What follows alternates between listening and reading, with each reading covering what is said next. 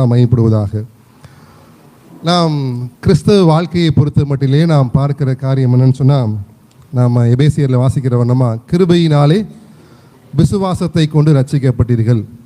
கர்த்தராகிய இயேசு கிறிஸ்துவை விசுவாசி, அப்பொழுது நீயும் உன் வீட்டாரும் ரட்சிக்கப்படுவீர்கள். 2 வசனத்திலே ஒரு வார்த்தை இருந்துச்சு, விசுவாசம், விசுவாசி. நமக்கெல்லாம் கொடுக்கப்படுகிற பேர் என்னது? விசுவாசி, விசுவாச மார்க்கத்தார் என்று சொல்லி நாம் பார்க்கிறோம். விசுவாசம் சொன்னால் என்ன? விசுவாசம் சொன்னால் என்ன சொல்லலாம்? ஆண்டவரே மெய்யான தேவன், அவரே உலக ரட்சகர் என்று சொல்லி விசுவாசிக்கிறது. சரி, நம்ம பொதுவாக பார்க்குற காரியம் என்னென்னா, நிறையா மரண நிகழ்வுகள் எல்லாம் இந்த வசனம் கேட்போம். நல்ல போராட்டத்தை போராடினேன், ஓட்டத்தை முடித்தேன், விசுவாசத்தை காத்து கொண்டேன். விசுவாசத்தை காத்துக்கொள்வது, எப்படி விசுவாசத்தை காத்துக்கொள்வது? நமக்கெல்லாம் கொடுக்கப்படுகிற பெயர் என்னது? விசுவாசிகள். ஒரு வசனத்தை எடுக்கலாம். யாக்கோபு எழுதின நிருபம் 2ஆம் அதிகாரம், யாக்கோபு 2:19 வாசிக்கலாம்.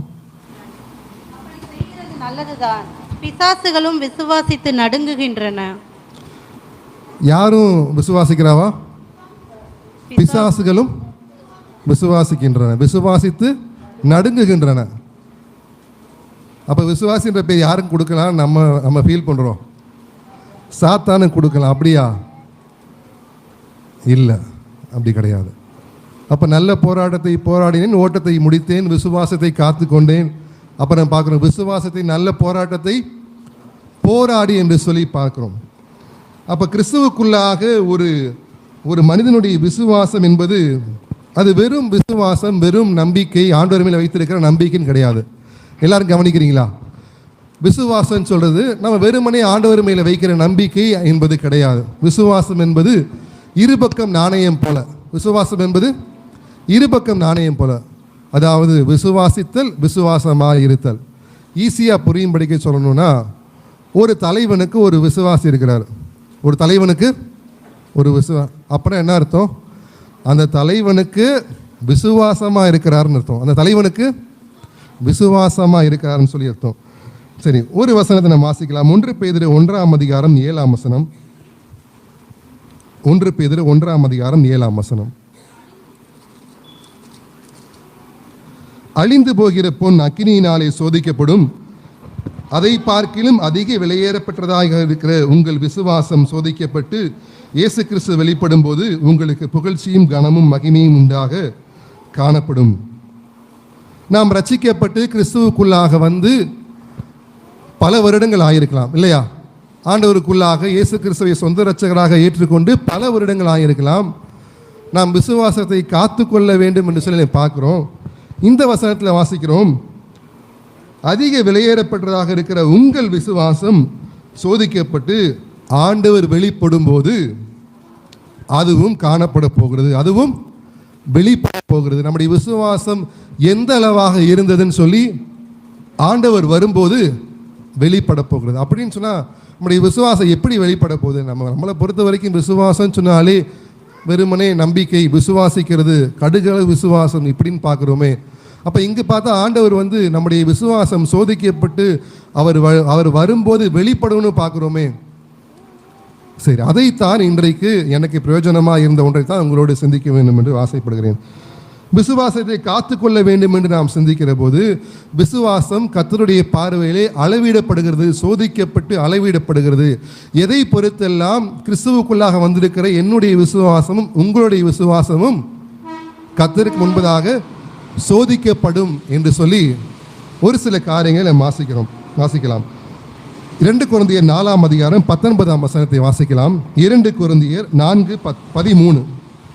விசுவாசித்தேன் ஆகையால் பேசினேன் என்று எழுதியிருக்கிறபடி நாங்களும் அந்த விசுவாசத்தின் ஆவியை உடையவர்களாய் இருந்து விசுவாசிக்கிறபடியால் பேசுகிறோம். விசுவாசிக்கிறபடியால் பேசுகிறோம். விசுவாசித்தேன் ஆகையால் பேசினேன் என்று எழுதியிருக்கிறபடி நாங்களும் விசுவாசிக்கிறபடியால் பேசுகிறோம்.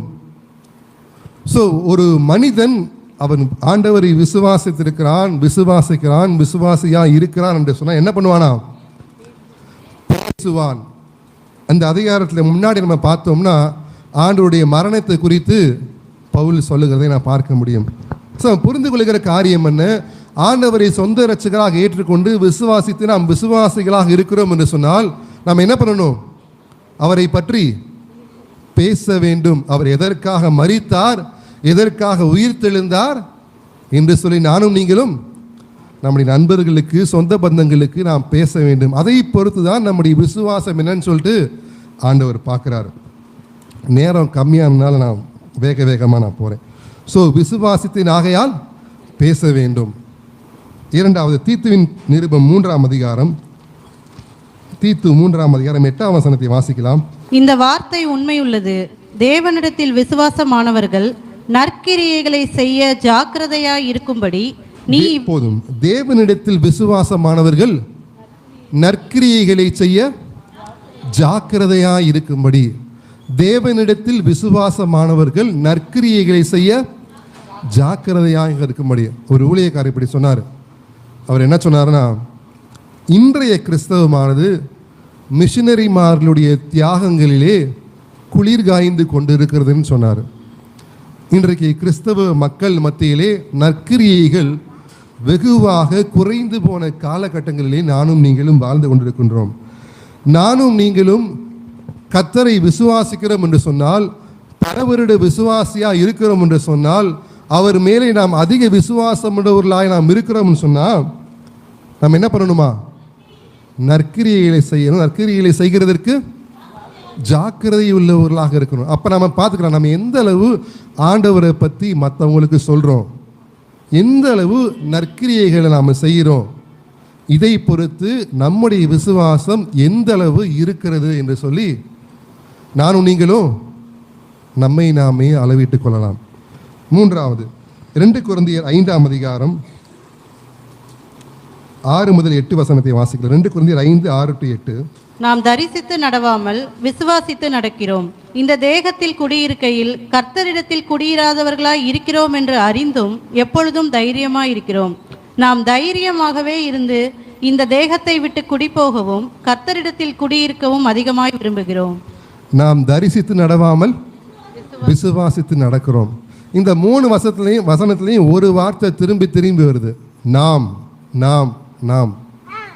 அப்போஸ்தலனாகிய பவுல், நமக்கு தெரியும் அவர் அதிகம் ஆண்டவருக்காண்டி உழைச்ச மனுஷன்னு தெரியும்.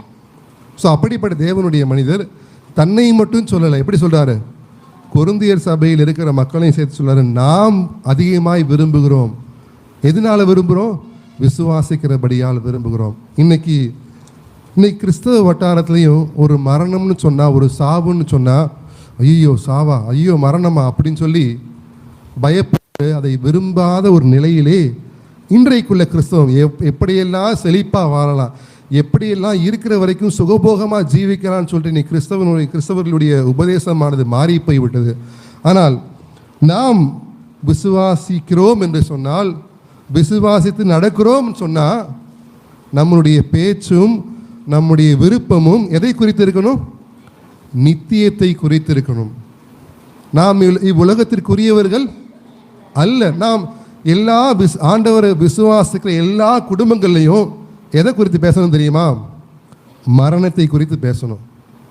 அப்பா இறந்துட்டேனா எப்படி இருக்கும், அம்மா இறந்தாச்சுன்னா எப்படி இருக்கும், ஒருவேளை இன்னைக்கு மரணம் வந்ததுன்னா நம்ம எங்கே போவோம் சொல்லி பிள்ளைகள் மத்தியிலே மரணத்தை குறித்து நாம் தைரியமாய் பேச வேண்டும். அதை பொறுத்து தான் நம்முடைய விசுவாசமானது கர்த்தராலே அளவிடப்படுகிறதாய் இருக்கிறது. அடுத்ததாய் வாசிக்கலாம். 1 கொரிந்தியர் 15ஆம் அதிகாரம் 2ஆம் வசனத்தை வாசிக்கலாம். நான் உங்களுக்கு பிரசங்கித்த பிரகாரமாய் நீங்கள் அதை கை கண்டிருந்தால் அதனாலே நீங்கள் ரட்சிக்கப்படுவீர்கள். மற்றபடி உங்கள் விசுவாசம் விருதாவாய் இருக்குமே. மற்றபடி உங்கள் விசுவாசம் விருதாவாய் வீணாவாய் இருக்கும், வீணாய் இருக்குமே. எதனால வீணாய் இருக்குமே? எப்படி இருந்தா? அங்கே பிரசங்கிக்கப்பட்ட விதமாக கை கொள்ளாமல் போனால் என்னவா போயிடும்? நம்முடைய விசுவாசம் விருதாவாக வீணாய் போய்விடும். ஆக நாம் புரிந்து கொள்ளுகிற காரியம் என்ன? நாம் விசுவாசிகளாக இருக்கிறோம்னு சொன்னால், கர்த்தர் மேலே விசுவாசம் உள்ளவராக இருக்கிறோம்னு சொன்னால், அவருடைய வார்த்தைக்கு அது வேதம் வாசிக்கிற போது, கர்த்தர் பேசுகிற போதோ, அல்லது செய்தியின் மூலமாய் கர்த்தர் பேசுகிற போதோ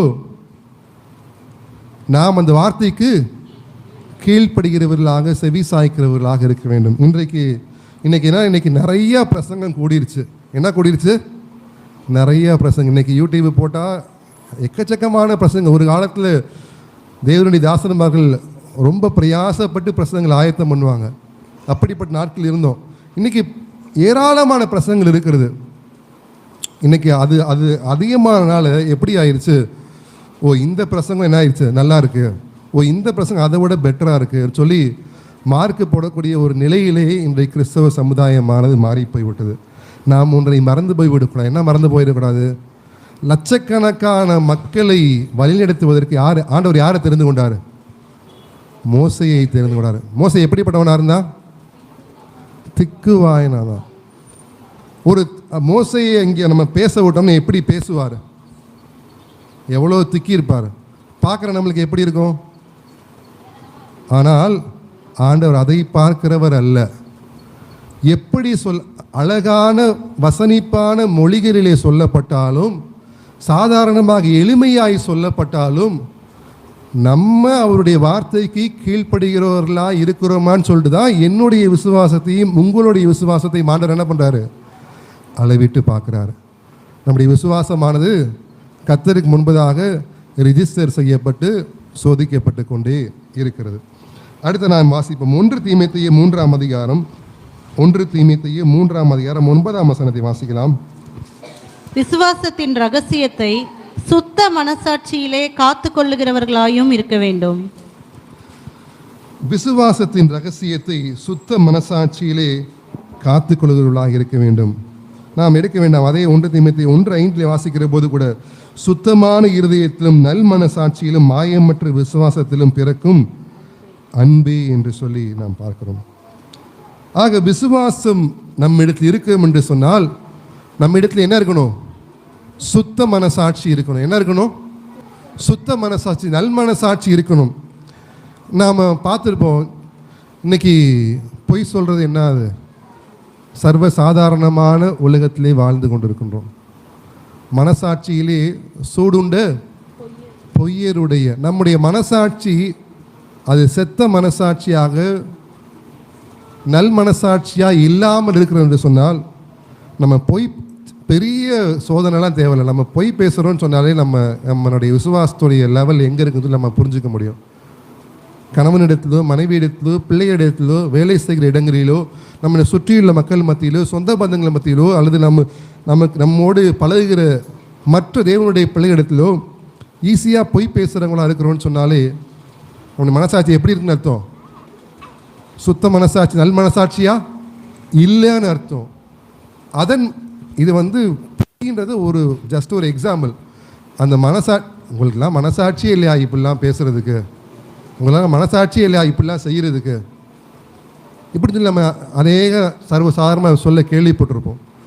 ஸோ சுத்த மனசாட்சி நல் மனசாட்சி என்று சொன்னாலே அது என்ன அர்த்தம்? ஒருவேளை நாம் ஒரு வார்த்தையை நம்ம எக்ஸ்ட்ரா பேசிட்டோம், யார்கிட்டையாவது கடினமாக பேசிட்டோம், யூஸ் பண்ண தகாத வார்த்தையை பேசிட்டோம், அல்லது பொய்யே சொல்லிட்டோன்னு சொன்னால் நம்முடைய மனசாட்சி என்ன பண்ணணும்? நம்மளை வாதிக்கணும். அப்படி இருந்தால் மட்டும்தான் நம்முடைய விசுவாசம் சரியாக இருக்கிறது என்று சொல்லி அது அர்த்தமாக இருக்கிறது. அடுத்ததாய் நாம் வாசிக்கலாம் 1 தீமோத்தேயு 1ஆம் அதிகாரம் 3ஆம் வசனம். அதே 1 தீமோத்தேயு வேற்றுமையான உபதேசங்களை போதியாதபடிக்கும் விசுவாசத்தினால் விளங்கும் தெய்வீக பக்தி விருத்திக்கு ஏதுவாயிராமல். போதும். நாம வாசித்த வசனத்தில் ஒரு வரி வந்துச்சு. என்ன வந்துச்சு? விசுவாசத்தினால் விளங்கும் தெய்வீக பக்தி விருத்திக்கு ஏதுவாயிராமல். விசுவாசத்தினால என்ன விளங்குமா? தெய்வீக பக்தி விருத்தி. கர்த்தருடைய காரியங்களை குறித்து நமக்கு எந்த அளவு பயபக்தி, எந்த அளவு தெய்வீக பயபக்தி, தெய்வீக பக்தி விருத்தி நம்மள இருக்கிறதுன்றதை பேஸ் பண்ணி தான் நம்முடைய விசுவாசமானது இருக்கிறது. நான் இன்னும் நிறைய விளக்கி சொல்லணும், பட் டைம் குறைவாக இருக்கனால நான் சுருக்குகிறேன். ஸோ நாம் பல வருட விசுவாசிகளாக இருக்கிறோன்னு சொன்னால் ஆண்டவரை பற்றி நம்ம பேசணும், நற்கிரியைகளை நாம் ஜாக்கிரதையாக செய்ய வேண்டும். நாம் நித்தியத்துக்குரியவைகளை பற்றி அதிகமாக பேச வேண்டும், விரும்ப வேண்டும்.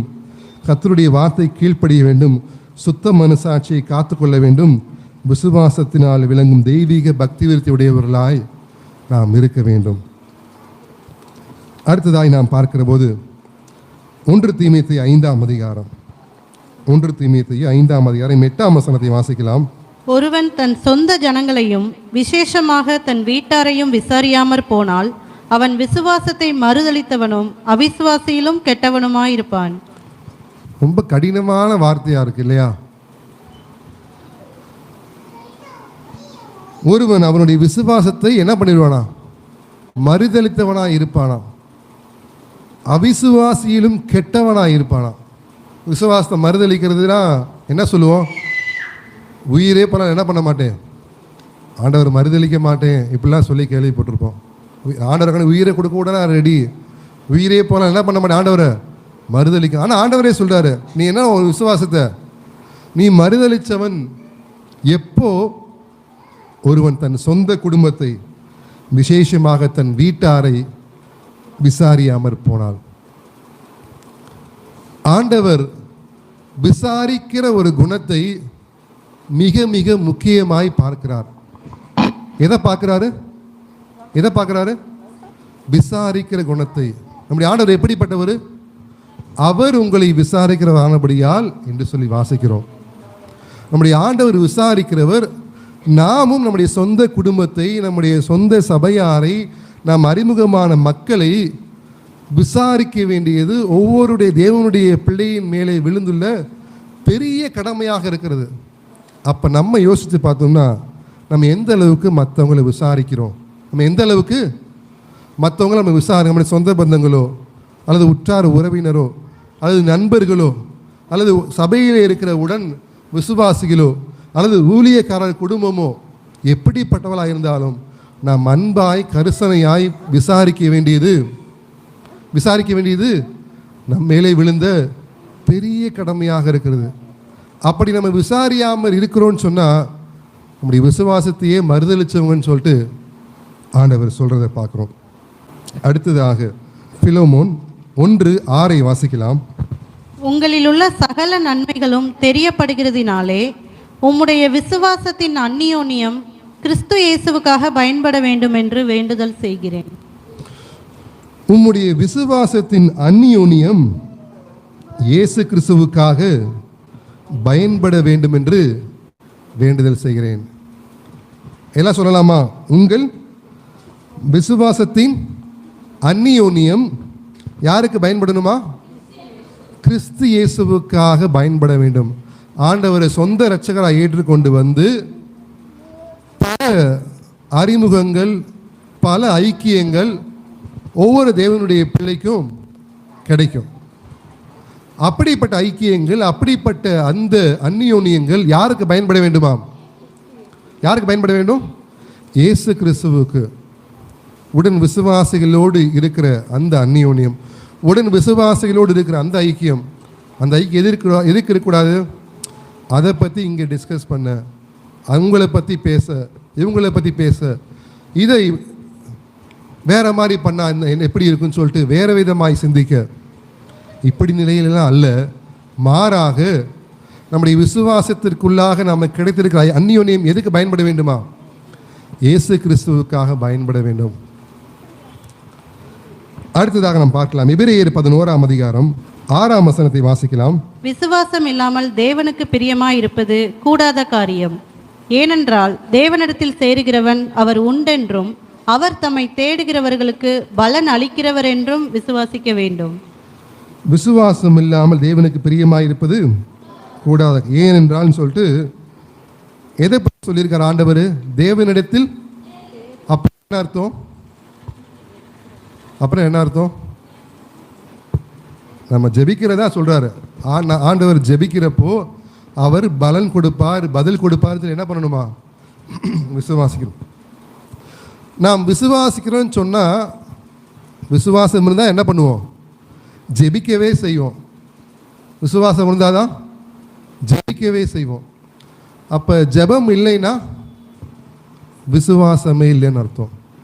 இன்னும் நிறைய காரியங்கள் தியானித்த காரியங்கள் இருக்குது. பட் இதோட நம்ம போதும். நம்ம ஆண்டவருக்குள்ளாக வந்திருக்கிறோம், விசுவாசிகளாய் மாறி இருக்கிறோன்னு சொன்னால், ஆக்கப்பட்டிருக்கிறோன்னு சொன்னால், நம்ம இடத்துல எந்த அளவு ஜெபிக்கிற பழக்கம் இருக்குதுன்னு சொல்லி நாமே சிந்திச்சு பார்த்தோம்னா நமக்கு தெரியும் நம்முடைய விசுவாசம் எந்த அளவு இருக்குன்னு சொல்லிட்டு. என்னென்ன ஜபங்கள்லாம் நம்ம கேள்விப்பட்டிருக்கோம். இன்னைக்குள்ளே ஜபங்கள் குறைந்து போயிருச்சு. அந்த நாட்கள் என்னென்ன ஜபம் கேள்விப்பட்டிருக்கோம்? நமக்கு தெரிஞ்சது குடும்ப ஜபம் இருக்கு இல்லையா, தனி ஜபம். அப்போ இரவு ஜபங்கள் தாய்மார்கள் நிறைய பேர் என்ன பண்ணுவாங்க, மிட் நைட்லலாம் முழிக்கிறப்பெல்லாம் ஜெபிப்பாங்க. இது போக நண்பர்களாக சேர்ந்து ஏதாவது ஒரு லீவு நாளில் ஏதாவது ஒரு இடத்துக்கு போய் ஜெபிக்கிற பழக்கம் இருக்குது. உபவாச ஜபங்கள் இருக்குது. இப்படிப்பட்ட ஜபங்கள் இருக்குது. நம்ம லிட்ரலாக ஒரு நாளில் எப்போல்லாம் ஜெபிக்கிறோம் அப்படின்னு சொல்லி நம்ம யோசித்து பார்த்தாலே நம்முடைய விசுவாசத்தினுடைய அளவு நமக்கு தெரிஞ்சிடும். இந்த உலகத்திலே நாம் வாழ்கிற காலங்கள் கொஞ்ச காலங்களாக இருக்கிறது. நம்ம ஒருவேளை 30 வயதையோ 40 வயதையோ 50 வயதையோ அல்லது ஒரு 60 வயதோ 70 வயதோ நாம் தாண்டி இருக்கலாம். மீதி எத்தனை வருஷம் நாம் இந்த உலகத்திலே வாழ்வோம் அப்படின்னு சொல்லி நாம் ஒரு குத்து மதிப்பு அட்லீஸ்ட் ஒரு 25 வருஷம் அப்படின்னு கணக்கு பண்ணாலும் அதுவே நம்ம நாளைய தினமே நமக்கு நிலை இல்லை, நிச்சயம் கிடையாது. ஒரு 20 வருஷம் வச்சுக்குவோம். ஒரு 20 வருஷம் வச்சு அதை 365 ஒரு வருஷத்துக்கு எத்தனை நாள்னு சொல்லி நம்ம மல்டிப்ளை பண்ணோம்னா வெறுமனே 7000 நாட்கள் தான் நம்ம என்ன பண்ண போகிறோம், இந்த உலகத்தில் நம்ம இருக்க போகிறோம். அதிகபட்சம் அடுத்த மாதமே நமக்கு நிச்சயம், நாளைக்கே நமக்கு நிச்சயம் கிடையாது. ஸோ நிச்சயமாக நம்ம ஒவ்வொருவருக்கும் மரணமானது நிச்சயிக்கப்பட்டிருக்கிறது. நம்ம ஒவ்வொருவருக்கும் விரும்பினாலும் விரும்பாவிட்டாலும் மரணமானது நிச்சயிக்கப்பட்டிருக்கிறது. ஒரு நாளில் நிச்சயமாய் நாம் மரணமடைய போகிறோம். அப்பொழுது நம்முடைய ஆத்மா எங்கே போய் நிற்கும்? கிறிஸ்துவுக்கு முன்பதாக, தேவனுக்கு முன்பதாக, கிறிஸ்துவின் நியாயாசனத்துக்கு முன்பதாக நாம் நிற்க வேண்டும். அப்போது நாம் வாசித்த வசனத்தின்படியாக என்ன வாசித்தோம்? 1 பேதுருவில் அழிந்து போகிற பொன் அக்கினியினாலே சோதிக்கப்படும், அதை பார்க்கிலும் விலையேறப்பட்டதாக இருக்கிற உங்கள் விசுவாசம் அது கிறிஸ்து வரும்போது, அது சோதிக்கப்பட்டு கிறிஸ்து வரும்போது மகிமை உண்டாக புகழ்ச்சி உண்டாக காணப்படும் என்று சொல்லி பார்க்குறோம். அப்புறம் நம்ம தெரிகிற காரியம், என்னுடைய விசுவாசமும் இங்கே அமர்ந்திருக்கிற உங்கள் ஒவ்வொருவருடைய விசுவாசமும் கர்த்தருக்கு முன்பதாக அளவிடப்பட்டு காண்பிக்கப்பட போகிறது.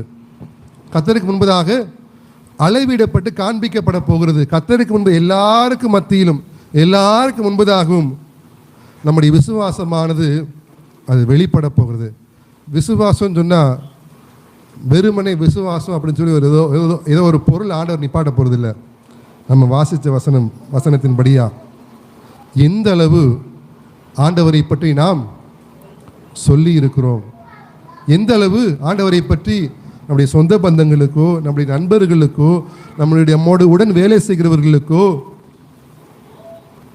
நமக்கு அறிமுகமான நபர்களுக்கு எந்த அளவு நாம் ஆண்டவரை பற்றி சொல்லி இருக்கிறோம், எந்த அளவு நாம் நற்கிரியைகளை செய்திருக்கிறோம், எந்த அளவு நாம் ஜாக்கிரதையோடு அன்போடு கூட நற்கிரியை நாம் செய்திருக்கிறோம், எந்த அளவு நாம் இம்மைக்குரியவர்களாக அல்ல நித்தியத்துக்குரியவர்களாக உண்மையிலேயே நாம் வாசித்த வசனத்தின்படியாக அதிகமாய் விரும்பக்கூடிய நிலையிலே நானும் நீங்களும் நித்தியத்தை குறித்து நாம் சிந்தித்து வாழ்ந்திருக்கிறோம்.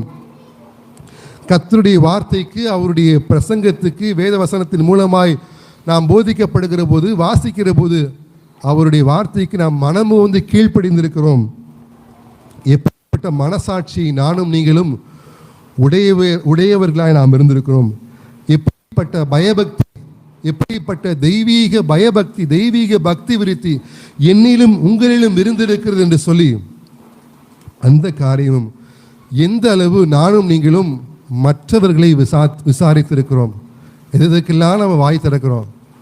மற்றவங்களை அன்போடு, கரிசனையோடு, பாரத்தோடு நானும் நீங்களும் விசாரித்திருக்கிறோம் சொல்லி எந்த அளவு கிறிஸ்துவுக்குள்ளாக நமக்கு கொடுத்திருக்கிற அந்த அந்நியோனியத்தை கிறிஸ்துவுக்காக பயன்படுத்தி இருக்கிறோம். கிறிஸ்துவுக்குள்ளாக நமக்கு கிடைத்திருக்கிற உறவுகளை, ஐக்கியங்களை கிறிஸ்துவுக்காக பயன்படுத்தி இருக்கிறோம். எந்த அளவு நாம் ஜெபித்திருக்கிறோம் சொல்லி நம்முடைய வாழ்க்கை ஒரு நாளிலே நம்முடைய விசுவாசம் வெளிப்பட போகிறது. சொல்லப்பட்ட இந்த காரியங்கள் எல்லாம் நம்ம மறந்து போயிடவே கூடாது. நம்முடைய உள்ளூர மனசில் என்ன இருக்குன்னு சொன்னால், ஐயா நான் 20 வருஷம் விசுவாசிங்க, நான் எத்தனை வருஷம் விசுவாசி, 40 வருஷம் விசுவாசிங்க, நான் நாங்கள் பார்க்காத பசங்கம்மா, நாங்கள் பார்க்காததா, நாங்கள் செய்யாத ஊழியமா இப்போ சொல்லி பலச பேசிக்கிட்டே இன்றைக்குள்ள காலங்களை நாம் கழித்து கொண்டிருந்திருக்கலாம். நம்ம எத்தனை வருஷம் விசுவாசியாக இருந்தாலும் சரி, நாம் இதெல்லாம் செய்கிறோமா, இதெல்லாம் இருக்கிறதான்னு சொல்லி தான் நம்முடைய விசுவாசம் எவ்வளவு அதிகமாக உயரமாக கர்த்தருக்கு முன்பதாக பெரியதாக இருந்திருக்கிறதுன்னு சொல்லி ஆண்டவர் நம்மளை சோதிக்கிற தெய்வமாக, அதை வெளிப்பட பண்ண போகிற தெய்வமாய் அவர் இருக்கிறார். ஆகவே இன்றைக்கு கர்த்தருடைய சமூகத்திலே வந்திருக்கிற நானும் நீங்களும் நம்முடைய விசுவாசமானது ஒரு நாளிலே சோதிக்கப்பட போகிறது. அந்த விசுவாசம் எந்தெந்த நிலைமைகளிலெல்லாம் கர்த்தர் என்னையும் உங்களையும் அளவிட்டு பார்க்கிறார் என்று சொல்லி அறிந்து அதை மறந்திடாமல் நம்முடைய வாழ்க்கையிலே அப்பியாசித்து ஆண்டவராக இயேசு கிறிஸ்து வெளிப்படும் போதோ அல்லது நம்முடைய மரணமானது முந்திக் கொள்ளும் போதோ கர்த்தருக்கு முன்பதாக மகிமை உண்டாக, புகழ்ச்சி உண்டாக நம்முடைய விசுவாச வாழ்க்கை அது இருக்க வேண்டும். அப்படிப்பட்ட நிலைமையிலே சிந்தித்த காரியங்களை மனதிலே கொண்டு அப்படிப்பட்ட மனமாய் வாழும்படிக்கு கர்த்தர் நம்ம ஒருவருக்கும் அனுக்கிரகம் பாராட்டுவாராக. இந்த வேளையிலும் இப்படிப்பட்ட வாய்ப்பை கொடுத்த அருமையான தேவனுடைய தாசனுக்கும் சபையாருக்கும் கர்த்தருடைய பரிசுத்த நாமத்தினாலே நன்றி செலுத்துகிறேன். கர்த்தருடைய பரிசுத்த நாமம் மகிமைப்படுவதாக. ஆமென்.